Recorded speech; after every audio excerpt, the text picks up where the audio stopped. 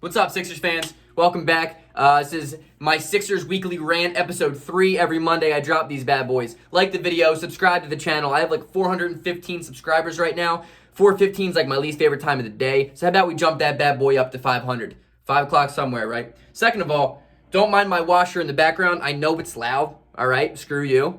Because this is an unedited version. I just rant every Monday about the Sixers and the previous week. Let's start it off with the Utah Jazz on last Monday. First of all, I would like to talk about the emergence of Ben Simmons as an aggressive, absolute dominating all-star, all-NBA type talent the man's playing at right now. He has been absolutely phenomenal. He had 42 points, 12 rebounds, I think it was. 12 assists, 12 assists and 9 rebounds. The man has been absolutely incredible. For the past month now, ever since I took down that missing poster on Ben Simmons, he's been phenomenal. He absolutely showed up against the Utah Jazz. He put up an incredible performance. I really would love to just see the box score of this game. I'm going to go and do it. He went 15 of 26 from the field, which obviously is incredible, but the man doesn't shoot threes, so we would assume he's going to shoot over 50%. But what Ben Simmons has been so impressive this year is his improvement at the free throw line, the improvement at the charity stripe. The man went 12 of 13 from the line that day. He was the only reason we didn't lose by 30. We lost by 11 to the Utah Jazz at Utah, though we lost the game. It was a very promising game for me. I loved what I saw. It was a good game. Tobias Harris played well. Ben Simmons played really well. I'm pretty sure Tobias Harris had 30-plus points. Let's look at the box score. The only thing is, bro, Jordan Clarkson. I don't know what the Sixers' problem right now is, letting dudes that should not be killing us kill us. Jordan Clarkson had 40. He had like 1 assist. Tobias Harris went 14 of 24 from the field, 36 points and 10 rebounds. I mean, that's awesome. You know, that's awesome. We love that production by the top 2 dudes. And I have the recurring theme right here that I'm going to be continuing to talk about in every single game, the lack of bench. There's just an utter lack of bench. And I mean, I can make videos about more trade ideas, but we need to bolster this bench, man. We need to bolster the bench. Danny Green has been utterly atrocious, and I understand, man, he's not a bench player, but there's no damn way in hell this guy's a starter on a contending team. You can't convince me otherwise. Furkan Korkmaz is better back in Turkey than he is in this country because this man, he can't play basketball. He cannot play basketball.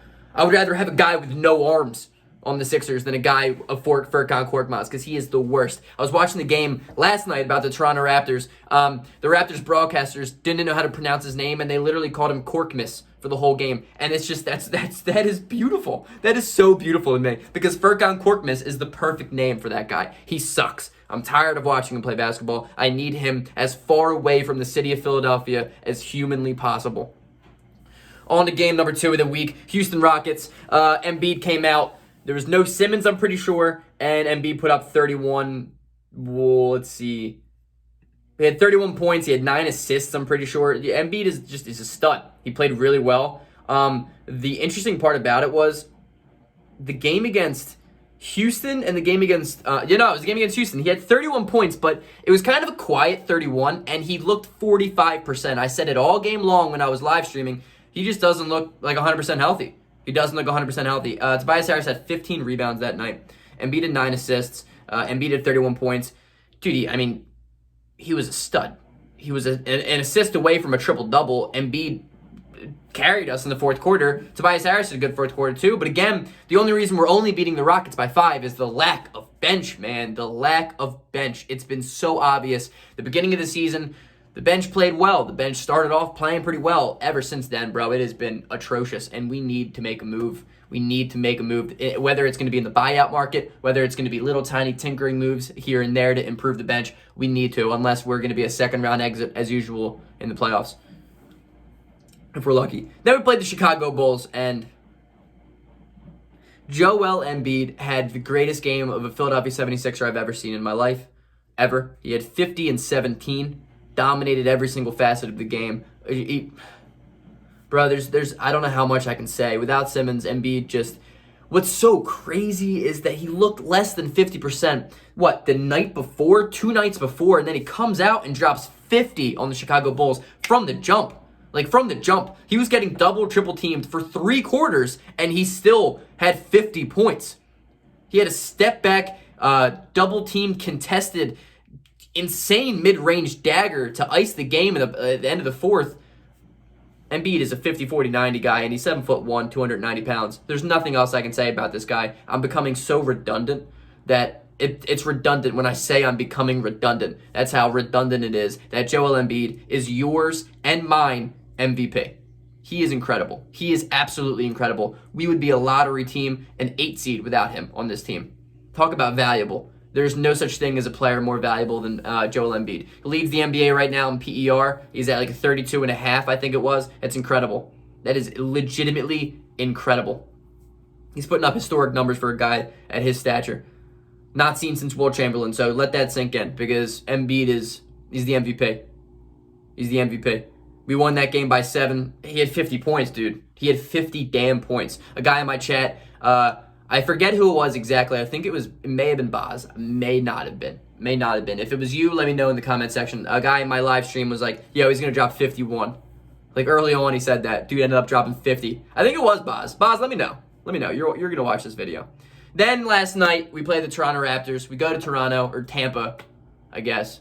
Which is so stupid. Why would you choose a city in Florida for a team in Canada? I don't know. My rant's already long enough. I don't want to get into that. I don't want to get into geography. Anyway, we lose that game by 7. We had the lead for 3 quarters, and we blew it in the 4th quarter. One thing that I really took from this game, outside of Furkan Korkmaz being the worst player of all time and the lack of bench, is I am so happy we have Doc Rivers and not Brett Brown because nothing aggravates a Sixers fan more, at least from my perspective, nothing aggravates a Sixers fan more than blowing a goddamn 4th quarter lead to lose the game. Nothing bothers me more than that. I hate it. And Brett Brown's teams would do that almost every single game. Almost every single game. We would have a lead every single game, and we would blow it in the 4th quarter. And you know what? With Doc Rivers, that's the first one I really can think of. That's the first game I can really pinpoint that we lost the 4th quarter lead to lose the game. We had a wire-to-wire, lead for 3 quarters of the game, 3.5 quarters of the game, then we blew it. So I'm grateful as hell that we got Doc Rivers as a coach now because I don't want to get used to that, and I'm not going to get used to that. It was an ugly 4th quarter. Toronto hit a lot of big shots. Chris Boucher decided he was Steph Curry, and he had 5 threes in the game. That man's shot looks like Manute Bol when this shit goes in. I don't understand it. But it went in. We didn't really make adjustments in the 4th quarter to stop that. Ben Simmons' defense was ridiculous, like literally ridiculous. Another insane game by Ben Simmons. He had 28 points. I mean, he was unreal. He was literally aggressive. He was just getting to the rim. He was the best player on the team last night. Embiid struggled mightily. I don't know how many points he had. I want to say he had like 25, but he didn't play great. He just looked tired. He looked out of shape. He just looked like he was struggling. And the thing is, man, he's gonna have some of those games. He's gonna have some of those games where he just doesn't look like he's at it. He went 6 of 20 from the field, 1 of 3 from the 3. And 12 to 14 from the line, which I respect that. He had 25 and 17, which is insane, which is absolutely insane. I'm saying Embiid struggled. The guy put up 25 points and 17 rebounds. What am I talking about? But he had a -1 plus-minus, and I think that it's interesting to note because he didn't really have a great game. He didn't really impact the game as he usually does. Ben Simmons at 28 points, 9 rebounds, 5 assists, 10 of 14 from the free throw line. Again, dude, he's been incredible from the free throw line. I'm saying be as aggressive as possible because the way that it's looking is it's either going to be a bucket or you're going to miss it, Embiid or you are going to crash the boards, get a rebound, or you're just going to get fouled. And chances are right now, bro, he's going to be knocking that down. He has been really, really good from the free throw line. He's shooting 68% from the line this year. People aren't talking about that improvement. I want to be the one to talk about it. Ben Simmons, bro, do your thing. The only thing the Sixers need to work out right now is having Embiid and having Simmons have a good game at the same night because that seems very hard to manage right now.